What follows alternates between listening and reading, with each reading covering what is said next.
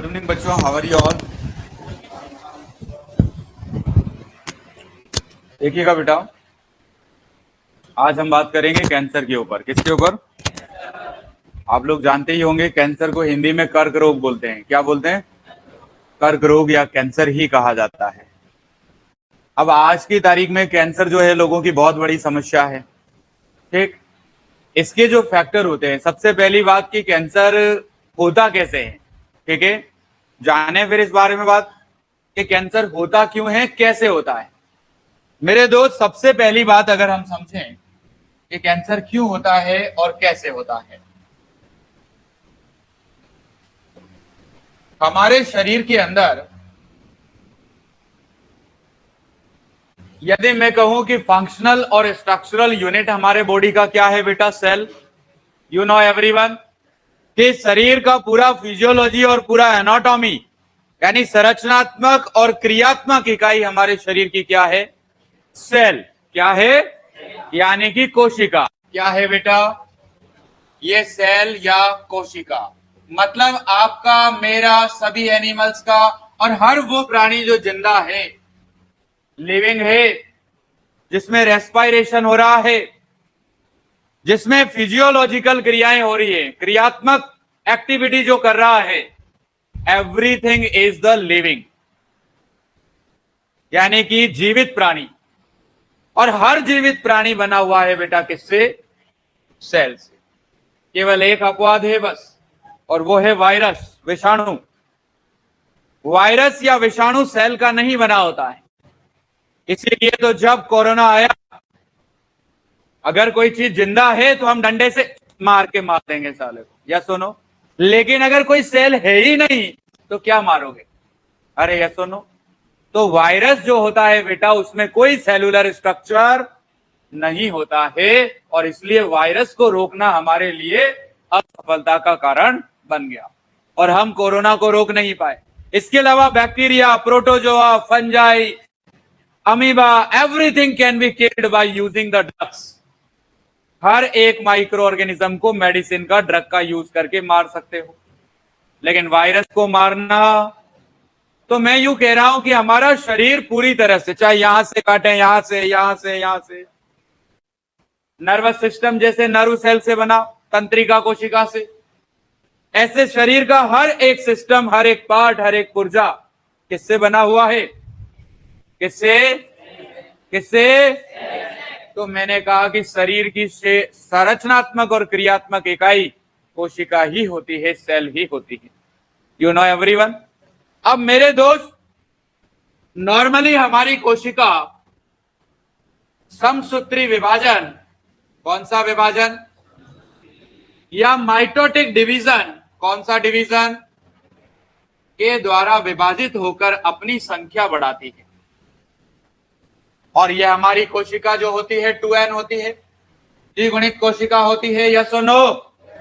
तो 2n ही बनती है, इसलिए इस विभाजन का नाम है, जब मदर सेल के समान ही डॉटर सेल, पुत्री कोशिकाओं का निर्माण होता हो, तो ऐसा विभाजन समसूत्री विभाजन कहलाता है। कौन सा विभाजन? और 1 से 2, 2 से 4, 4 से जब कभी इंजरी हो जाए। अभी आप जानते हो कि लिजार्ड, छिपकली देखी? अरे देखी नहीं देखी? अभी आप लोगों के कारण नहीं दिख रही होगी, अदरवाइज आ ही जाती है।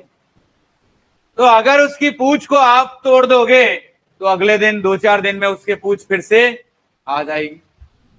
उसके अंदर रीजनरेशन बहुत फास्ट होता है। क्या सुनो, हमारे अंदर अगर बाल काट लोगे तो फिर आ जाएंगे, इसलिए मैं काटता ही नहीं हूं।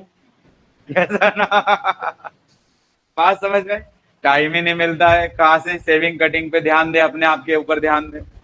यस सुनो, अगर आप अपने नाखून काट लेंगे तो फिर आ जाएंगे। अरे यस सुनो। तो मेरे दोस्त, अगर कहीं इंजरी भी हो जाएगी, चोट लग जाएगी, तो वो घाव कुछ दिन में वापस, अगर ऐसा सिस्टम नहीं होता तो क्या होता? घाव घाव ही बना रहता। या सुनो, बालों की एक बार रणबीर कपूर की शेप बदल जाती तो फिर उसके बाद में अगर शाहरुख खान आता, जब शेप अगर आपका चेंज करने का मन करता तो कोई ऑप्शन। लेकिन ऊपर वाले ने आपकी छोटी छोटी खुशियों का पूरा ध्यान रखा, कि ये मनुष्य धरती पे जाके बहुत उत्पाद करेगा, तो इसको वैसी फैसिलिटी पूरी दी, यस और नो? तो हमारी बॉडी भी रीजनरेशन, अरे यस और नो? मतलब कोई चीज टूट गई तो वापस बनेगी, इसी को क्या कहते हैं? रीजनरेशन। अब सामान्यतया हमारी बॉडी के अंदर एक बार डिवीजन होने में, एक सेल को एक बार विभाजित होने में 24 घंटे का समय लगता है। कितना लगता है? एक से दो कोशिका बनने में कितना समय? लगभग 24 आवर, 24 घंटे का समय। लेकिन मेरे दोस्त, यदि अगर इस कोशिका के ऊपर, जो कोशिका अभी आपके काम की है, सामान्य दिखती है, इस कोशिका के ऊपर यदि मैं ये कहूं कार्सिनोजेनिक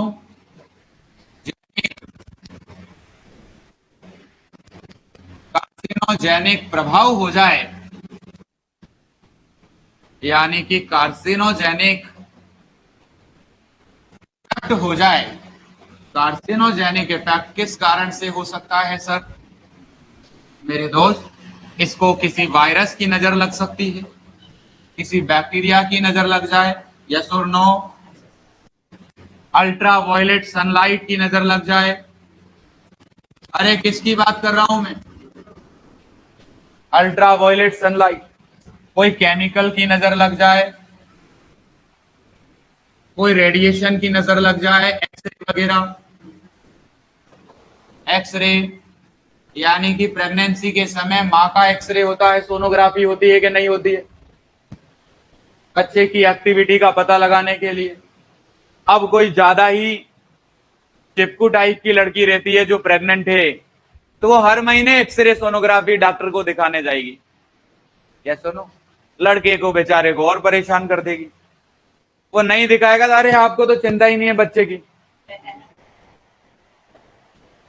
उससे हो क्या रहा है मेरे दोस्त? बार बार सोनोग्राफी करवाने से अंदर जो डेवलपिंग फीटस है, जो भ्रूण बन रहा है, उसका शरीर अभी बनता हुआ फूल है, उस पे रेडिएशन अगर जाएगी तो उसके अंगों का विकास भी रुक सकता है, और कोशिका में कुछ अनवांटेड परिवर्तन भी आ सकते हैं, और उसका शरीर शारीरिक रूप से और मानसिक रूप से डैमेज भी। तो जितना हो सकता है हमें एक्सरे ये चीजें अवॉइड करना चाहिए। जब जरूरत हो तभी इनका उपयोग किया जाना चाहिए। ये सारे अगर फैक्टर हैं, इनको कार्सिनोजेनिक फैक्टर कहा जाएगा। ये किसी भी सेल के ऊपर मेरे दोस्त कार्सिनोजेनिक इफेक्ट पैदा कर देंगे। और यदि अगर किसी भी शरीर के किसी भी अंग पे, यानी कैंसर बॉडी के किसी भी अंग में हो सकता है, किसी भी पार्ट में हो सकता है, यदि अगर बॉडी के किसी भी अंग की कोशिकाओं के ऊपर कार्सिनोजेनिक प्रभाव हो जाए, तो वो कोशिकाएं अनियंत्रित रूप से विभाजित होना शुरू कर देगी, और इस प्रकार से अनकंट्रोल्ड, अनियंत्रित सेल डिवीजन क्या शुरू हो जाएगा? अनियंत्रित रूप से कोशिका विभाजन। और देखते ही देखते अब ये कोशिका 1 से 2 में नहीं, इतनी स्पीड से बढ़ना शुरू कर देगी कि देखते ही देखते देखते ही देखते देखते ही देखते देखते ही देखते यहां पर बन जाएगा मेरे दोस्त ट्यूमर। और the formation of tumour is called as the, do you understand everyone? बात समझ में आया कि नहीं? आ गया ना पीछे तक बात? मैंने कहा अनकंट्रोल्ड सेल डिवीजन, अनियंत्रित कोशिका विभाजन शुरू हो जाएगा इनकी वजह से, और कोशिकाएं बहुत तेज गति से बढ़ने लगेगी, और जितनी जरूरत नहीं थी उतनी गति से वहां डिवाइड होके और एक ट्यूमर का निर्माण कर ले। This is called as the cancer. क्या कहलाएगा ये? माय डियर स्टूडेंट, यदि आप बात आ गई ट्यूमर की, तो हम आपसे कह दें कि जो बनने वाले ट्यूमर हैं या होने वाला कैंसर है, वो 2 प्रकार का होता है। आवाज सबको आ रही है ना? ट्यूमर दो प्रकार का होता है। कितने प्रकार का? कितने टाइप का? एक ऐसा ट्यूमर जो जहां बना वो वहीं रहेगा, जहां बना वहीं रहेगा और कहीं भी नहीं फैलेगा, यानी कि एनकैप्सुलेटेड रहेगा दोस्त। कैसा रहेगा? कैप्सूल के अंदर बंद रहेगा। लेकिन एक ऐसा ट्यूमर जो यहां तो बना ही सही, लेकिन ब्लड के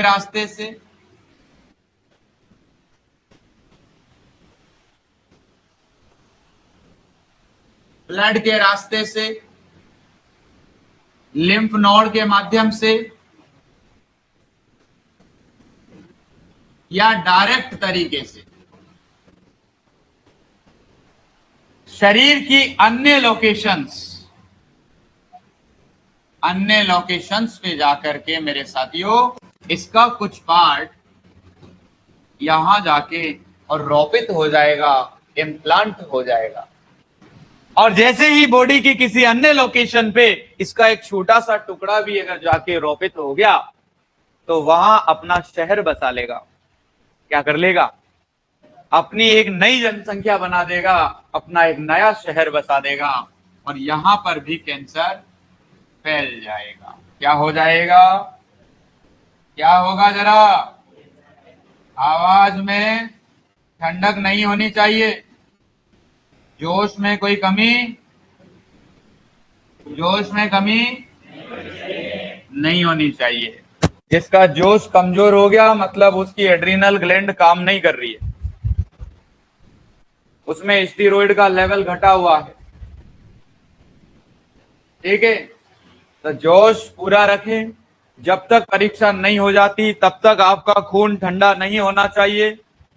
जो ये 2 से 2.5 महीने कठोर परिश्रम कर लेगा, खाना पीना नहाना धोना और भी प्लेजरेबल क्रियाएं जिनमें आपको इंटरेस्ट आता है, ऐसी क्रियाओं पे कम ध्यान दे करके सिर्फ अपने अध्ययन पे फोकस कर लेगा, वो छात्र उसके बाद सारी वांछित क्रियाएं प्राप्त करेगा। लेकिन जो साधारणतया जैसे जीता आ रहा था वैसे ही जीता रहेगा तो उसको वांछित परिणाम नहीं मिलेगा। सबसे पहली कोशिश करना कि सरकारी कॉलेज मिल जाए, ताकि 800 रुपए में ही एडमिशन हो जाएगा। ठीक, सरकारी फीस है सिर्फ और सिर्फ 800 रुपए। गवर्नमेंट नर्सिंग कॉलेज एमबीएस के पास हर शहर, बड़े शहर में है एक नर्सिंग कॉलेज।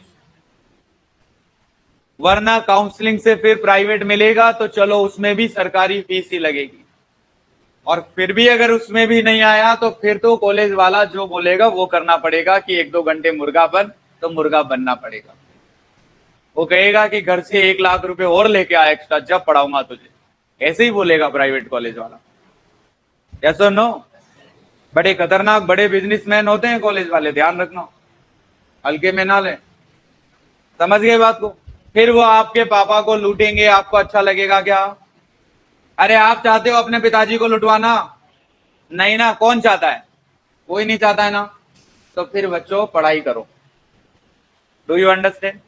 अपने पिता के ऊपर अननेसेसरी अनावश्यक भार उनके कंधों पे नहीं डालें। जितना हो सकता है कोशिश आप करें, उस इमोशन को बार बार मत भूला करो। आप ये भूल जाते हो कि आपके पिता का वजन आप ही के कंधों पे आना है इन फ्यूचर। या सुनो, और आप फिर से अपने ट्रैक पे चले जाते हो। मैं बार बार आपको घुमा के उस ट्रैक पे लाता हूं, फिर आप इधर निकल जाते हो। तो आपको ये बात बिल्कुल भी नहीं भूलना है। क्लियर है बात? तो सुनिएगा कहानी को ध्यान से। मैंने कहा कि अन्य लोकेशन पे जाके ये सेल रोपित हो जाती है, और रोपित होने के बाद मेरे दोस्त, इम्प्लांट होने के बाद ये सेल वहां पर भी अनियंत्रित गति से डिवीजन करना शुरू, और वहां पे भी एक नया ट्यूमर बना लेती।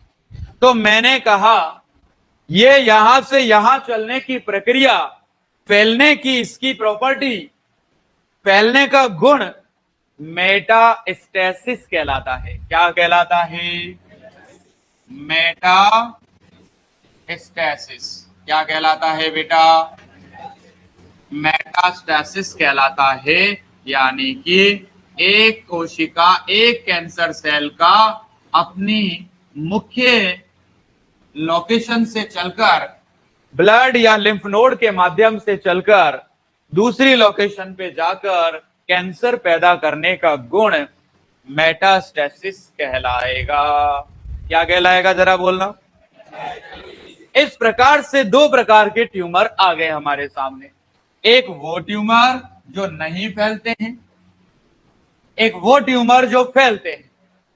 जो ट्यूमर नहीं फैलते हैं मेरे दोस्त, उनको बिनाइन ट्यूमर कहते हैं। क्या कहते हैं? बिनाइन ट्यूमर कहा जाता है। हिंदी में भी बिनाइन ही याद रखेंगे। ओके। जो ट्यूमर फैलता है उसको मेरे दोस्त मैलिग्नेंट ट्यूमर कहा जाता है। क्या कहा जाता है? मैलिग्नेंट ट्यूमर कहा जाता है। तो भाई साहब हमने ये कहा इस व्यक्ति का तो बचना असंभव है। एक मान लो आपने इसके आंत में कैंसर है, इंटेस्टाइन में, आपने उस इंटेस्टाइन को काट के निकाल दिया सर्जरी करके, लेकिन ये तो पता है कि अब यहां से बढ़कर के आगे चल के आमाशय में चला जाएगा, स्टोमक में चला जाएगा। आप क्या अब आमाशय को भी निकाल देंगे? वहां से बढ़ के ये अपेंडिक्स में चला जाएगा, क्या उसको भी हटा दोगे? वहां से बढ़ के लंग्स में चला गया, क्या उसको भी हटा दोगे? अरे नहीं ना। तो द क्योरिंग और treatment of the malignant tumour is not possible. Malignant tumours का, मैलिग्नेंट कैंसर का इलाज संभव। बेनाइन ट्यूमर जहां होते हैं वहीं रहते हैं, इनोसेंट ट्यूमर कहलाते हैं। क्या कहलाते हैं? इनोसेंट, नुकसान नहीं पहुंचाते हैं, जहां है वहीं रहेंगे। ये काफी डेंजर ट्यूमर होते हैं। ऐसा कैंसर अगर है तो मेरे दोस्त फिर इसका इलाज संभव नहीं। जैसे किसी को ब्लड कैंसर हो जाता है, ल्यूकेमिया। ब्लड कैंसर किसे कहते हैं बेटा? ब्लड कैंसर किसे कहते हैं? ल्यूकेमिया को। किसको? ल्यूकेमिया। ल्यूकेमिया कहलाता है ब्लड कैंसर। ओके। अब मेरे साथियों, मैंने कहा कि इस तरीके से कैंसर का क्या किया जा सकता है। तो मेरे दोस्त, कैंसर के इलाज के लिए हमारे पास दो प्रकार की थेरेपी होती है। एक थेरेपी जिसको हम कीमोथेरेपी कहते हैं। क्या कहते हैं? जिसमें बहुत सारे केमिकल्स का कॉम्बिनेशन होता है, दवाइयां होती है काफी सारी, और दवाइयों का मिक्सचर अंतःशिरा यानी इंट्रावीनस रूट से समय समय पर एक एक डेढ़ महीने के गैप में। बढ़िया बेटो, ज्यादा हवा रही। यार इधर आ जाने। चल ठीक है। अंतःशिरा रूट से यानी इंट्रावीनस रूट से हम क्या करते हैं? बहुत सारी दवाइयों का कॉम्बिनेशन अंदर दिया जाता है। वो दवाइयां कैंसर सेल के सेल डिवीजन को रोक देती है और धीरे धीरे ट्यूमर छोटा होने लग जाता है। तो कैंसर के इलाज की थेरेपी को क्या बोलते हैं बेटा? क्या बोला जाता है? दूसरा, इसमें हम रेडिएशन थेरेपी देते हैं। क्या देते हैं? Radiation therapy. अब रेडिएशन थेरेपी में क्या करते हैं साहब? हम गामा रेस सुना है क्या? ये गामा रेस एक चाकू की तरह काम करती है। जिस तरह से चाकू सब्जी को या एप्पल को दो टुकड़ों में काट देता है, वैसे ही गामा रेस जो होती है अगर ये किसी भी स्किन पे, बॉडी के पार्ट पे डाली जाए तो ये उस ट्यूमर को काट देगी, नष्ट कर देगी। इस तरह रेडिएशन डाल करके हम धीरे धीरे और ज्यादा फायदे के लिए हम कीमोथेरेपी के साथ रेडिएशन थेरेपी दोनों देते हैं ताकि जल्दी इफेक्ट आ सके और रिकवरी फास्ट हो जाए। बात क्लियर है? ये है मेरे दोस्त कैंसर। आइए इसके क्वेश्चन करते हैं।